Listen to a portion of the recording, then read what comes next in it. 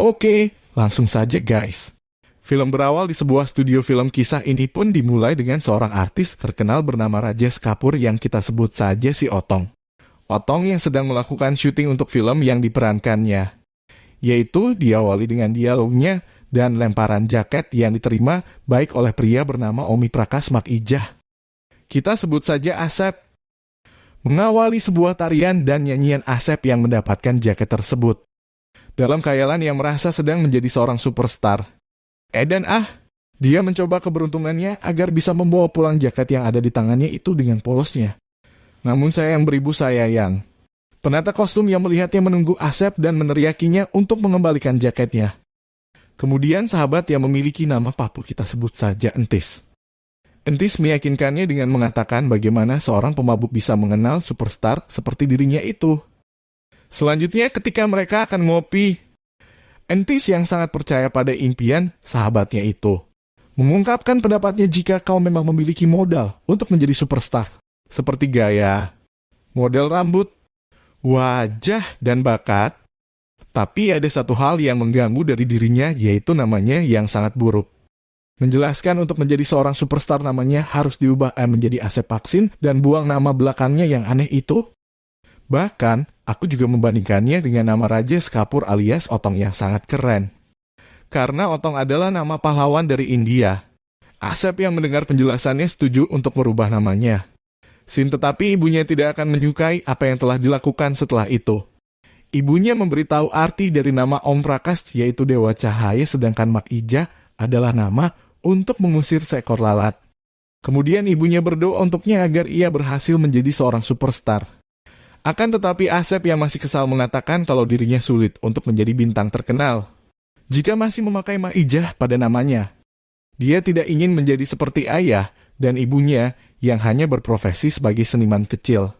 Mendengar hal itu ibunya membantahnya seandainya jika tidak sedang mengandung Asep. Maka dia sudah memiliki peran di film Hugal Asam. Lalu ibunya kecewa dan memilih untuk pasrah. Jika nanti Asep akan tetap menjadi seniman kecil. Setelahnya Asep pun pergi meninggalkan rumah ke tempat biasa yang sudah diketahui oleh Entis. Scene berpindah untuk menghibur dirinya Asep pergi ke sebuah jembatan dekat rumahnya. Dia terbiasa melatih aktingnya sambil memandangi poster besar yang melukiskan wajah Santi, yang akan kita sebut saja Marsito. Seorang bintang film menjadi inspirasinya dia. Tidak peduli pada orang-orang yang memberi kesan buruk tentangnya, yang terpenting untuknya adalah mengungkapkan isi hatinya pada poster Marsito. Nggak lama berselang ibunya dan Entis pun menghampirinya. Dia terkejut melihatnya segera minta maaf atas apa yang sudah dilakukan pada ibunya. Ketulusan ibunya memaafkan kesalahan anaknya dan kembali mendoakannya. Juga memberikan geleng keramat dari Gunung Merapi, yang berasal dari gurunya Mbah Marijan, supaya keinginannya bertemu dengan Marsito dapat terwujud. Lalu Entis yang keren memberikan sebuah solusi agar dia bisa bertemu dengan Santi yang nyata pada malam nanti. Di sebuah gedung bioskop yang sedang diselenggarakan acara gala premier film Dream Girl. Beberapa pemeran pendukung datang lebih dulu sebelum pemeran utamanya. Film itu dibintangi oleh Otong dan Santi pria alias Marsito. Malam itu Asep yang datang bersama Entis. Memilih baris yang paling depan. Saat Marsito tiba di tempat Asep hanya bisa terpana menyaksikan kecantikan di wajahnya. Bagaikan kemarau yang merindukan hujan. Ketika ingin memberikan salam tanpa disengaja kain Marsito tersangkut pada geleng yang berada di tangan Asep. Dengan begitu ia harus mengikutinya dari belakang. Sampai Marsito menyadari dan melepaskan kain yang tersangkut di tangannya Asep. Asep terkesima dan hanya bisa diam 1000 bahasa. Bahkan Marsito pun sempat menoleh kepadanya dan tertawa karena melihat tingkah konyolnya. Entis mengajaknya untuk menyaksikan film tersebut. Setelah dia berhasil mencuri tiket bioskop atas nama Tuan Manoj Kumar dan Saduram. Ketika mereka menyaksikan filmnya saat ini film yang menayangkan Santi yang sedang menari, bernyanyi dan jaipongan. Kemudian dia pun sempat memberikan salam perpisahan pada Marsito sebelum mereka keluar dari studio bioskop. Sepulangnya dari sana seperti kebiasaannya, Asep selalu melatih kemampuan aktingnya, kemudian dia juga berhayal. Apa yang akan dilakukannya jika impiannya benar-benar menjadi kenyataan? Dia akan memiliki kamar tidur yang mewah dengan kasur yang bertingkat. Lalu saat bangun dari tempat tidurnya akan ada pelayan yang akan memakaikan sendal pada kakinya. memakaikan gaun sutra di tubuhnya dan menghidangkan jus segar untuknya. Scene berpindah. Nentis memintanya untuk membacakan sebuah pidato jika nanti sahabatnya itu mendapatkan penghargaan dari Filmfare Awards. Dengan sangat bersemangat ia menuruti permintaan Entis dengan sebuah botol minuman bekas amar seakan menjadi piala yang didapatkannya. Siapapun yang mendengar pidatonya seperti merasakan decak kagum di hatinya karena kepandaiannya mengolah kata. Mereka harus terhenti sebab kemarahan seorang tunawisma yang sudah terganggu waktu tidurnya, akhirnya mereka pun memilih untuk pulang. Sesampainya kami di rumah dia pun dikejutkan oleh ibunya yang terbangun dari tidurnya. Ibunya sangat takut jika Asep tidak kunjung pulang, tapi ia pun meyakinkan kepada ibunya dengan mengatakan meskipun terlambat, dia akan tetap pulang ke rumah. Lalu guys, dia juga menceritakan kepada ibunya jika dirinya telah berhasil menyentuh bintang dengan kedua tangannya, berkat geleng Simbah. Setelah itu, mereka pun tidur. Selanjutnya Asep dan Entis melanjutkan pekerjaannya sebagai pemeran pendukung atau lebih tepatnya figuran guys. Dia selalu bersemangat meminta penjelasan dari asisten sutradara tentang peran yang akan dimainkan. Asisten itu mengatakan dirinya akan berada di kawasan terbakar dan dia hanya cukup berteriak lari. Mudah bukan? Dia nggak puas dengan perannya meminta untuk diberikan dialog dengan pemeran utama dalam film itu. Tapi jawaban asisten itu malah mengenalkan padanya. Pemeran utama dalam film tersebut adalah Ricis Anduk. Di sisi lain lawan Ricis Anduk adalah Marsito. Permintaan Marsito yang dinilai sangat merepotkan membuat sutradara film itu mengamuk. Kisah lama Marsito yang selalu menolak untuk syuting di hari terakhir karena mau istirahat. Namun bagi Asep, Marsito seseorang yang baik meskipun orang lain nilainya berbeda. Berselang waktu mukes, yang kita sebut saja Solihin tiba di lokasi syuting. Sama seperti kisah biasanya orang-orang yang ada di sana sudah menebak kalau syuting akan dimulai sekitar 10 menit lagi. Sehabis berbicara dengan Marsito dan masalah selesai, ia segera pergi meninggalkan tempat syuting itu. Sutradara itu mulai melanjutkan syutingnya. Kawasan terbakar sudah disiapkan dan sekarang Marsito memulai dialognya, begitu juga dengan ENTIS melakukan tugasnya sangat mudah. Lalu kobaran api itu semakin membesar tetapi sutradara tidak ingin menghentikan syutingnya sebelum mendapatkan rekaman yang baik. Asisten sutradara itu terus memaksa S.I. Sadam untuk melompat. Wow, dan namun dia menolaknya karena api itu terlalu panas baginya dan akhirnya Asep Paksin yang merasa khawatir dengan keadaan Santi memilih melompati api dan menyelamatkannya. Pertama kalinya dia memeluk dan menggendong tubuh Marsito. Dia sangat bahagia. Scene berpindah, aksi heroiknya itu meninggalkan luka di bagian punggung tubuhnya. Lalu Entis pun memarahinya karena takut terjadi sesuatu yang sangat berbahaya untuk dirinya. Kemudian saat mereka bertengkar, tanpa disadari oleh Asep, Marsito sudah berada di belakangnya. Dia mendengar semua apa yang dikatakan oleh Asep. Bahwa Asep akan terus menyelamatkan dirinya karena hidupnya tak akan berguna jika tanpa adanya Asep. Setelah itu, mereka bertiga pun berbincang sebentar. Entis yang ingin mempromosikan Asep di depan Marsito mengatakan kebohongan kalau dia adalah seorang bintang yang sedang naik daun di Oma Cuami Santi Naktahan. Setelah itu, guys, mereka pun berteman bukan lagi fans dengan seorang idolanya. Jadi aturan pertama dari persahabatan adalah tak perlu meminta maaf apalagi berterima kasih. Di hari selanjutnya, Matsito membuktikan dirinya saat nanti datang ke lokasi syutingnya dia. Om Macuami. Dia sedang memainkan peran utama sebagai Combo India. Dia memberikan semua kemampuan beraktingnya meskipun dia harus berpura-pura berkelahi dengan boneka harimau. Semua orang memujinya. Kemudian dia sengaja tidak melihat Marsito yang berjalan mendekatinya. Ketika Marsito ada di hadapannya, dia berpura-pura terkejut agar terlihat lebih dramatis. Dan selanjutnya mereka pun berbincang-bincang membicarakan asiknya bermain peran, dan akhirnya kalimat yang selalu diucap Asep bisa diucapkan langsung di hadapan Marsito karena biasanya kalimat itu hanya bisa disampaikannya pada poster Marsito yang terpasang di jembatan dekat rumahnya. Kemudian ia meminta maaf pada Marsito karena telah membohonginya. Dia merasa karena perbedaan status karir akan membuatnya sulit untuk berteman dengannya. Namun tidak menganggapnya seperti itu. Malah untuknya Asep adalah seorang pahlawan yang telah menyelamatkan hidupnya. Buset dah. Ia pun akan senang jika bisa memberikan sesuatu sebagai tanda terima kasihnya. Sekarang hati Asep sedang berharap dengan penuh semangat akankah Marsito menepati janji yang sudah dibuatnya. Karena pada malam itu dia akan memberikannya kejutan kepadanya. Sin kemudian tanpa disadari oleh Asep dan Entis, Marsitoh pun datang menggunakan pakaian yang serba hitam dengan wajah yang tertutup cadar. Lalu dia juga memberi sebuah kotak musik yang indah sebagai hadiah tanda pertemanan darinya. Mereka berdua dilayani oleh Entis. Marsitoh berganti pakaian dan duduk di bangku berlatar belakang gedung-gedung. Sementara Asep mulai menunjukkan keahliannya dia memainkan piano saat menyanyikan lagu yang mengisyaratkan isi hatinya. Setelahnya mereka berdua pun berbincang kembali.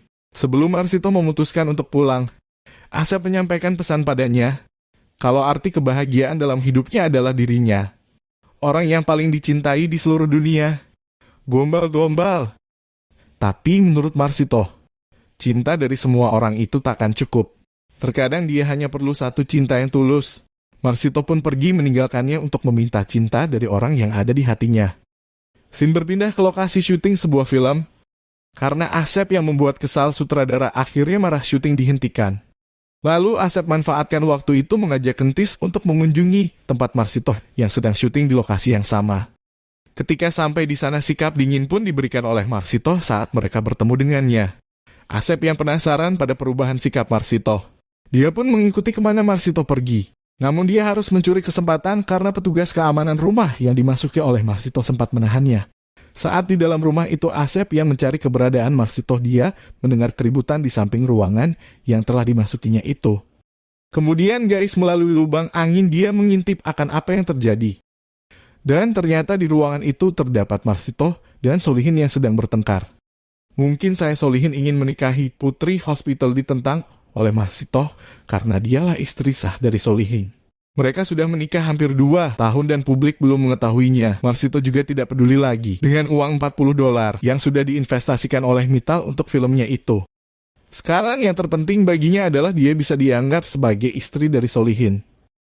Akan tetapi guys, alasan Solihin belum memberitahu pernikahannya ke publik adalah karena ketika itu bocor maka film yang dibanggakannya akan hancur termasuk masa depan dan karirnya. Juga sebab investor di sana sepakat untuk tidak memberikan uangnya pada film di mana pemeran wanitanya sudah menikah. Dengan begitu mungkin merencanakan mengakui istrinya di depan publik setelah syuting Om Santi, Om Project-nya itu selesai. Namun guys, Marsitoh menjelaskan jika itu yang dilakukannya berarti semuanya terlambat karena sekarang Santi sedang mengandung anak dari Solihin. You're pregnant? Mendengar hal itu Solihin sangat terkejut. Kemudian sikapnya berubah dan dia memeluk Marsitoh dengan penuh rasa kebahagiaan. Namun berbeda dengan Asep, dia merasakan kekecewaan yang sangat mendalam, sakit dia sakit. Sebuah fakta kebenaran yang tak pernah terpikirkan olehnya. Setelah itu dia kembali ke tempat biasanya bertemu dengan poster Marsitoh dan mengungkapkan semua isi hatinya. Bahkan dia juga mengancam jika dia bertemu Solihin di waktu yang berbeda. Maka lebih baik berhati-hati dengannya, dengan begitu isak tangisnya pun tak tertahankan. Bersamaan dengan Entis yang datang untuk menenangkannya. Namun gas kegelisahan hatinya tak bisa dia sembunyikan lagi.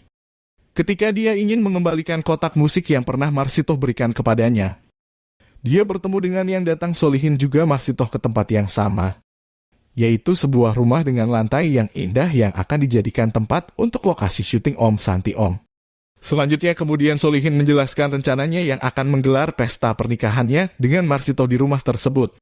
Semuanya penuh dengan kemewahan, lalu mereka pun berdansa. Dan disaksikan oleh Asep. Asep yang perlahan pergi meninggalkan rumah itu. Akan tetapi kebahagiaan Marsitoh hanya berlangsung sementara. Setelah dia tahu bahwa Solihin sedang menjebaknya, dia mengungkapkan semua kecewaannya. Karena impian Marsitoh yang ingin menjadi istrinya membuat rencananya yang matang menjadi hancur berantakan. Dengan begitu Solihin bermaksud membakar rumah itu beserta Marsitoh yang menjadi penyebab runtuhnya semua impiannya. Semua edan-edan si Solihin guys. Setelah Solihin menjatuhkan pemantiknya, dengan begitu cepat kobaran api itu menyebar, lalu ia mengunci pintunya. Agar tidak dapat keluar, kemudian Solihin pun pergi meninggalkannya. Akan tetapi Asep yang masih berada di sekitar rumah itu. Tanpa disengaja dia melihat Marsitoh yang sedang terkunci di sebuah rumah yang terbakar.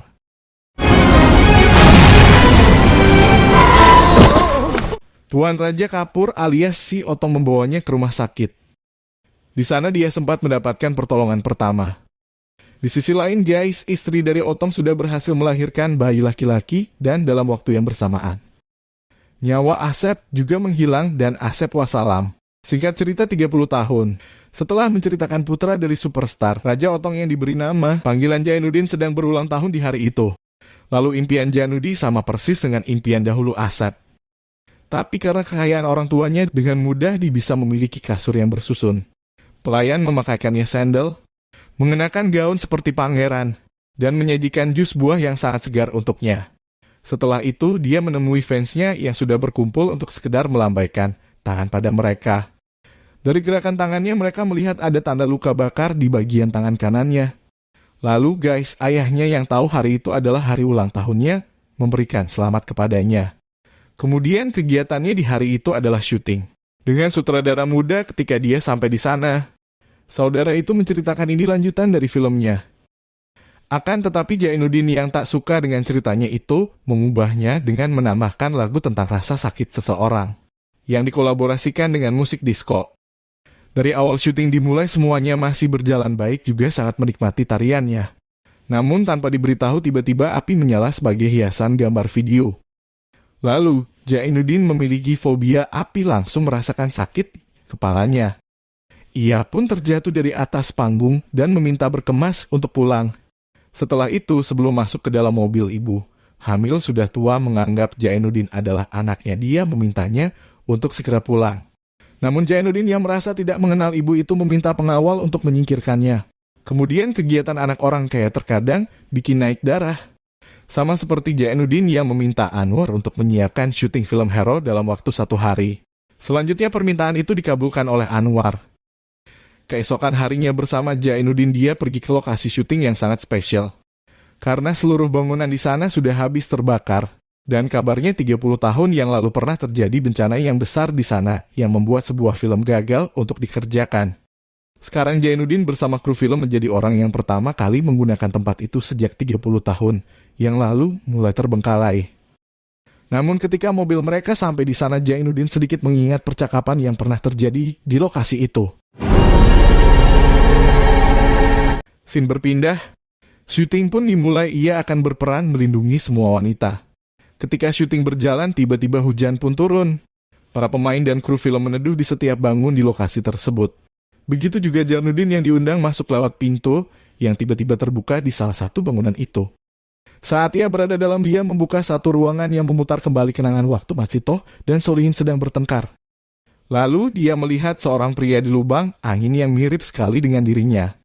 Kemudian seorang kru film yang datang menyadarkan kembali pikirannya sempat melayang. Setelah itu guys, dia juga menemukan kotak musik yang menjadi kenangan yang dibuang ke kolam waktu kejadian rumah Maridito terbakar, dan akhirnya apa yang diimpikan oleh Jainuddin bisa tercapai. 2 film yang dibintanginya terdaftar dalam nominasi penghargaan film VAR Awards. Banyak artis papan atas pria maupun wanita yang memprediksi kalau Jainuddin yang akan mendapatkan penghargaan tersebut. Saat nominasi dibacakan, dirinya pun masuk ke dalam kategori aktor terbaik. Bersama Abhishek Bachchan, Odang, dan Akshay Kumar. Kemudian pembacaan pemenang akan disampaikan oleh Tuan Subhas Risikapol. Dan ternyata pemenangnya adalah Jainuddin. Setelah itu, ketika Jainuddin berjalan ke atas panggung, kenangan waktu bersama Papu terlintas di pikirannya. Bahkan isi pidato disampaikannya sama persis pada kehidupan sebelumnya. Semua orang tepuk tangan dan kagum karena mendengar apa yang Jainuddin katakan. Begitu juga dengan Entis yang berada di rumah dia. Sangat yakin kalau itu adalah ASEP. Karena pidatonya sangat mirip dengan yang pernah ASEP sampaikan sebelum dia meninggal. Selanjutnya guys, Rajas Kapoor alias Otong membuat pesta untuk merayakan keberhasilan anaknya. Namun pada saat itu Jainuddin merasakan ketidaknyamanan dalam dirinya. Menurutnya kalau bukan Raja Otong yang jadi ayahnya, mungkin tidak mendapatkan semua kemewahan ini. Lalu dia juga berjanji akan benar-benar bekerja lebih keras lagi atau menjadi anak yang lebih baik. Untuk menebus rasa bersalahnya, kemudian ayahnya mulai pestanya untuk menghibur Jainuddin yang sedang murung. Setelah itu di tengah pesta yang sedang berlangsung, dia melihat kehadiran Solihin di acara itu. Semua kenangan tentang Marsito kembali teringat olehnya. Gak lama kemudian ayahnya mengenalkan Mukes kepadanya. Setelah kejadian itu, Solihin pergi dan berkarir di film Hollywood sejak 25 tahun yang lalu. Setelahnya, saat malam menjelang ibu hamil yang sedang tertidur dikejutkan oleh kedatangan Jainuddin dengan penuh kebahagiaan. Dia menyampaikan alasan mengapa dirinya baru bisa pulang sekarang, lalu yang sejak tadi berdiri di depan pintu diberikan pelukan hangat untuknya. Kemudian mereka pergi ke jembatan yang biasa mereka kunjungi. Di sana ungkapan menjelaskan rencananya untuk membuktikan kejahatan yang dilakukan oleh Solihin. Menurutnya semua itu sudah diatur oleh Tuhan tentang reinkarnasinya. Lalu bagaimana dia bisa sampai ke studio itu dan kembali mengingat ibu? Dan entis semua itu bukan kebetulan. Dan sekarang Solihin harus membayar dosa-dosanya. Dan Marsito akan mendapatkan keadilan. Karena baginya filmnya belum selesai. Selanjutnya dia bertemu dengan Solihin keesokan harinya. Dia meminta untuk menghidupkan kembali film Om Santi Om yang memiliki cerita yang sangat indah. Namun menurut Solihin film itu adalah pembawa sial. Mendengar itu dia menjelaskan apanya sial. Solihin dibayar 4 kali lipat dari lalu menikah dengan Putri Harsmita dan mendapatkan studio besar. Sebagai hadiah pernikahannya kemudian dia berkarier di Hollywood dengan penghasilan jutaan dolar. Bahkan dia tidak pernah melakukan syuting film Om Santi Om sama sekali. Tapi disebut olehnya sebagai film terbesar dalam karirnya. Lalu Jainuddin juga menanyakan tentang Marsito yang dijawab olehnya. Kalau Marsito menghilang dan sudah mencarinya namun tidak pernah menemukannya. Setelah jauh Jainuddin memaksa untuk mau kembali membuat film Om Santi Om, dan hal itu pun disetujui olehnya. Dengan sebuah tugas, kalau Anne bisa menemukan pemerannya dalam waktu 1 bulan, maka syuting akan dimulai. Lalu Jainuddin berjanji dia yang akan menulis klimaks akhir cerita dari film Om Santi Om. Tanpa berlama-lama, Jainuddin segera membuat audisi untuk yang akan bermain di filmnya. Sudah berhari-hari dan begitu banyak peserta yang ikut audisinya namun belum, juga dia bisa temukan orang yang sangat mirip dengan Marsito. Tapi ketika mereka sedang putus asa tiba-tiba saja, dia datang dan memaksa untuk ikut audisi yang sudah berakhir. Dalam ruang yang gelap, mereka terus menolak untuk mengakui dirinya. Lalu tanpa melalui audisi dia langsung diterima dan mendapatkan tugas yang berbeda. Kemudian mereka memperbaiki penampilan Sanya, kita sebut saja Ichi Jabrik. Ichi ajarkan gerak tubuh Marsito agar dirinya semakin mirip dengan Marsito. Tak lupa juga Ichi Jabrik harus belajar memainkan peran. Yang membuat Jainuddin semakin frustasi karena cara beraktingnya selalu jelek. Akhirnya atas saran dari Entis, Jainuddin harus menjelaskan pada Ichi maksud dan tujuan dari rencana ini. Dengan sangat yakin Ichi Jabrik mempercayai semua kisah yang Jainuddin katakan. Ichi juga berjanji akan berusaha dengan segenap hatinya agar idolanya itu tidak murung lagi. Lalu beberapa hari selanjutnya Solihin bersama Jainuddin akan pergi menuju suatu tempat untuk melakukan upacara keagamaan sebelum syuting dimulai. Dan ternyata tanpa sepengetahuanmu ke Solihin, Jainuddin membawanya ke lokasi bangunan yang dulunya akan menjadi tempat syuting film Om Santi Om. Solihin yang marah dengannya kemudian jelaskan alasannya kenapa dia memilih tempat itu. Menurutnya karena semua itu adalah tentang mengitari kehidupan. Saat ingin mengakhiri kisah yang baru selesai maka waktu memulainya juga harus dari tempat di mana dia pergi meninggalkannya. Dan Solihin tidak bisa berbicara apa-apa mendengar jawabannya. Selanjutnya Jainuddin memperkenalkan kru film dan para pemain kepada media.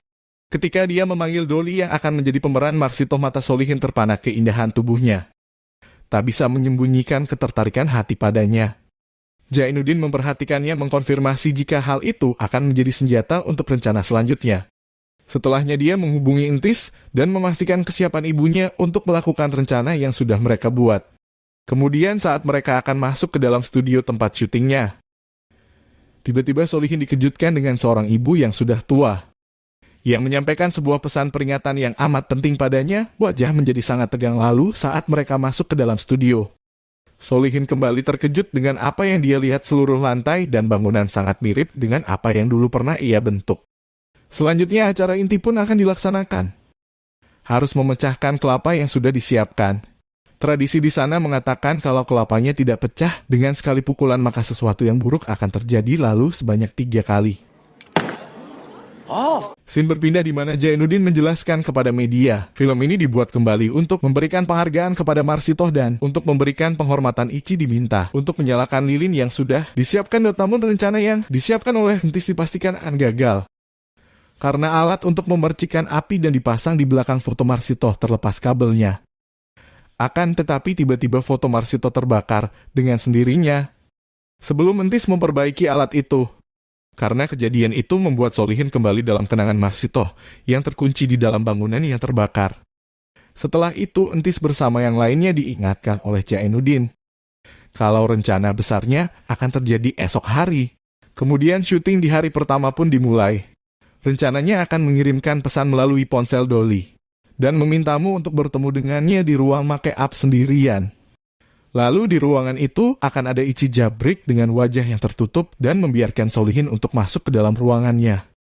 Ketika waktunya tepat, dia akan memperlihatkan wajahnya sangat mirip dengan Ichi dan hasilnya mungkin menjadi sangat ketakutan atas apa yang sudah dilihat.